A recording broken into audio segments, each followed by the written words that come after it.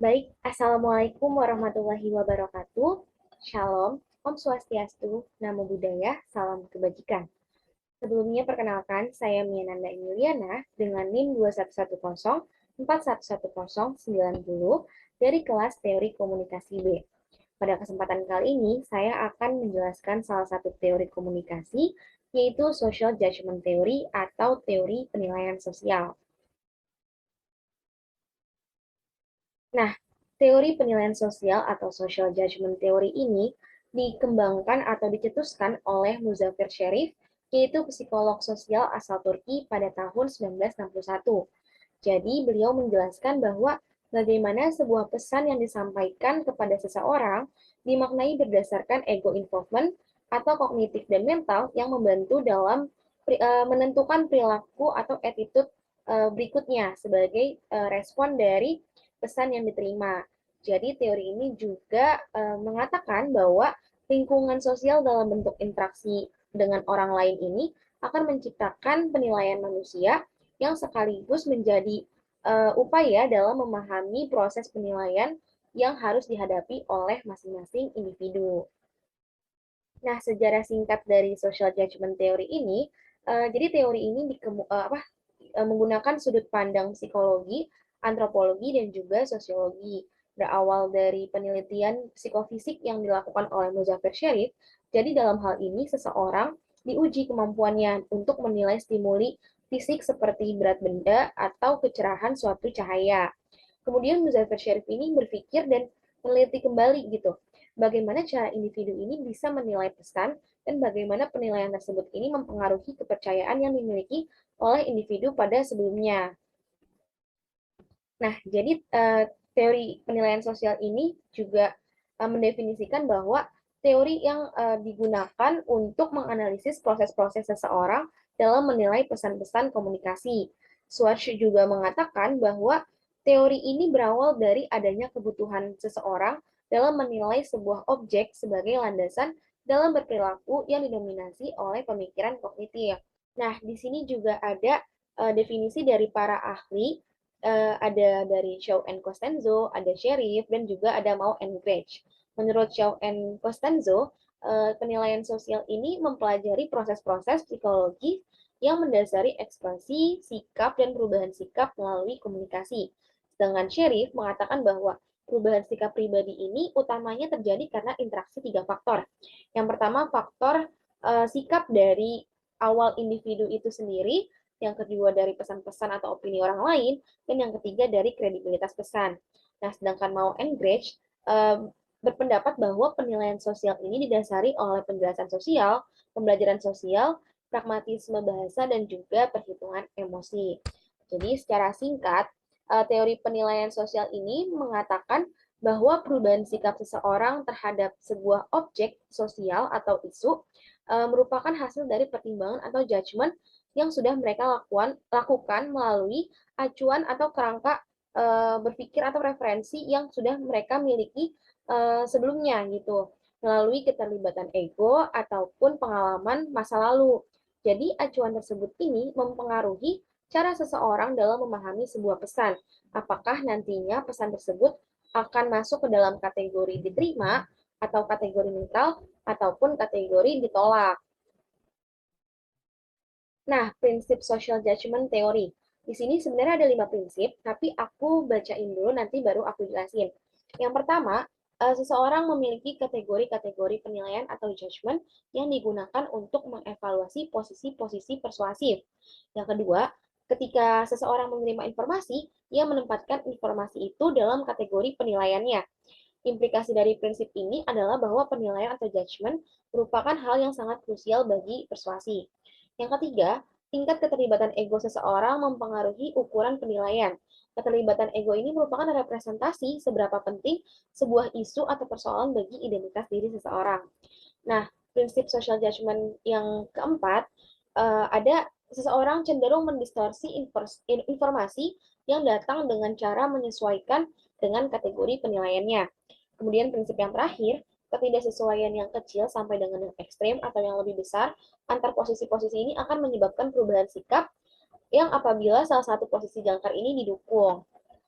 Jadi, dapat disimpulkan bahwa ketika seseorang menerima sebuah pesan, ia sudah memiliki kerangka berpikir atau kerangka acuan terlebih dahulu yang berasal dari keterlibatan ego dan juga referensi internal atau disebut dengan referensi point.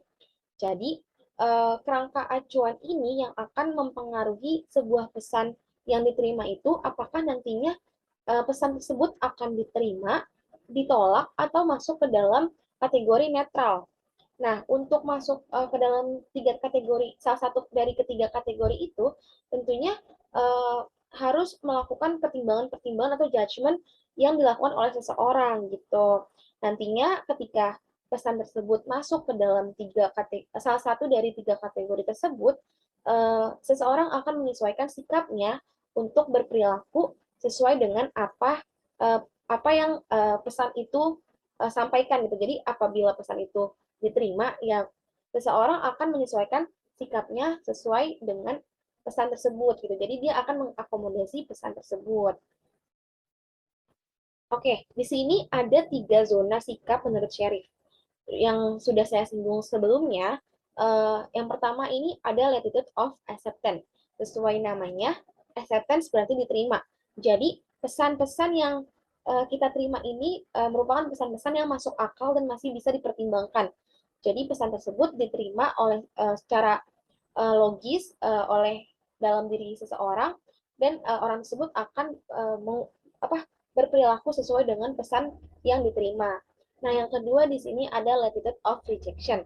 Latitude of rejection ini sesuai dengan namanya juga rejection yang artinya ditolak, maka pesan-pesan ini mencakup hal-hal yang tidak masuk akal atau tidak menyenangkan. Jadi pesan ini berlawanan atau bertentangan dengan kerangka acuan yang sebelumnya sudah dimiliki oleh seorang individu. Nah, yang ketiga ada latitude of non-commitment, yang mana ini mewakili ide-ide yang tidak diterima ataupun tidak ditolak, atau dapat dikatakan ini kategori netral. Jadi, bisa saja pesan tersebut lebih condong ke arah yang rejection ataupun lebih condong ke arah yang acceptance, walaupun ia masih dalam posisi kategori netral, seperti itu. Di sini juga ada alur dari model social judgment theory.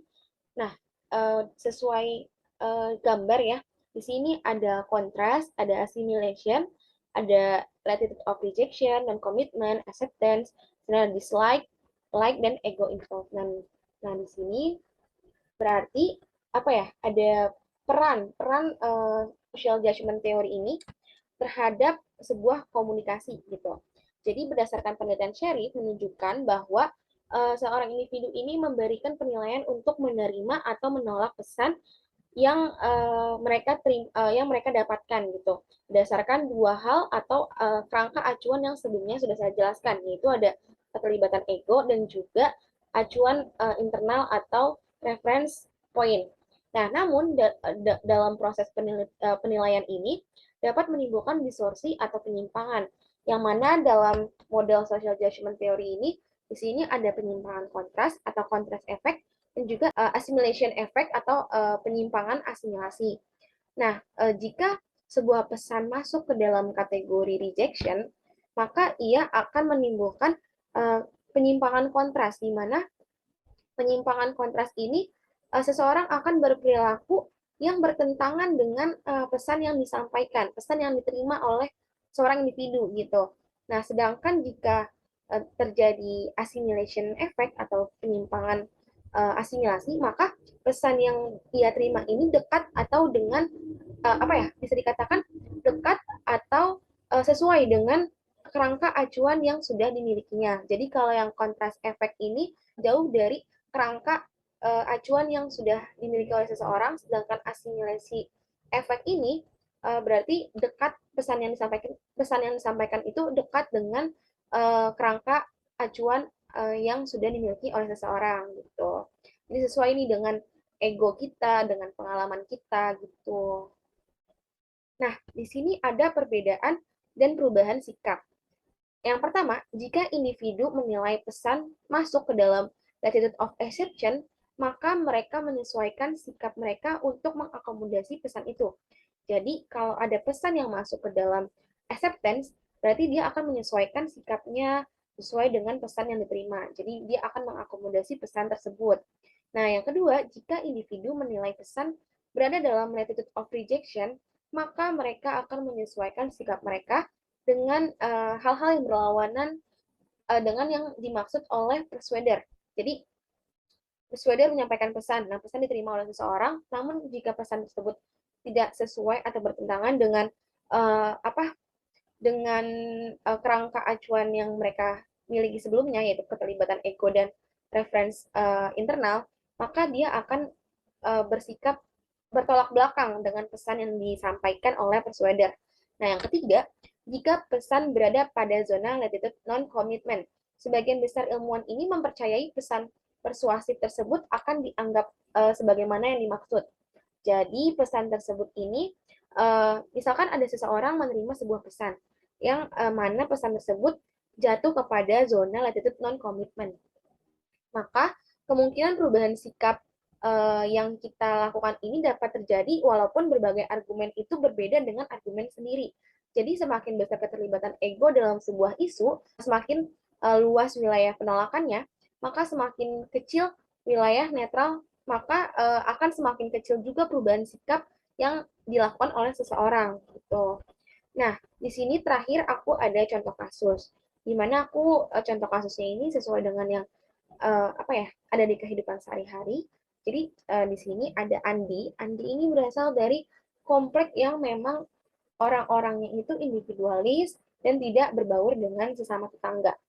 Nah, kemudian suatu hari Andi ini pindah ke komplek B, yang mana komplek komplek B ini tuh orang-orangnya itu apa ya sangat ramah tamah dan juga suka apa ya berbaur dengan sesama tetangga gitu, saling membantu atau kayak saling apa ya gotong royong gitu. Pokoknya yang memang uh, apa penduduk yang ada di komplek B ini tuh benar-benar yang friendly banget dengan tetangga. Nah, sedangkan si Andi ini bersifat individualis. Maka sifat individualis Andi ini akan bertentangan dan apa ya mendapat penolakan atau rejection dari penduduk komplek B karena tidak sesuai dengan apa yang sudah dimiliki oleh komplek B sebelumnya. Karena komplek B ini orangnya friendly, maka nggak sesuai dong dengan sikap Andi yang individualis. Maka sikap Andi yang individualis ini mendapat penolakan dari penduduk komplek B begitu. Mungkin itu saja apa pemaparan dari saya. Kurang lebihnya mohon maaf. Wassalamualaikum warahmatullahi wabarakatuh. Terima kasih.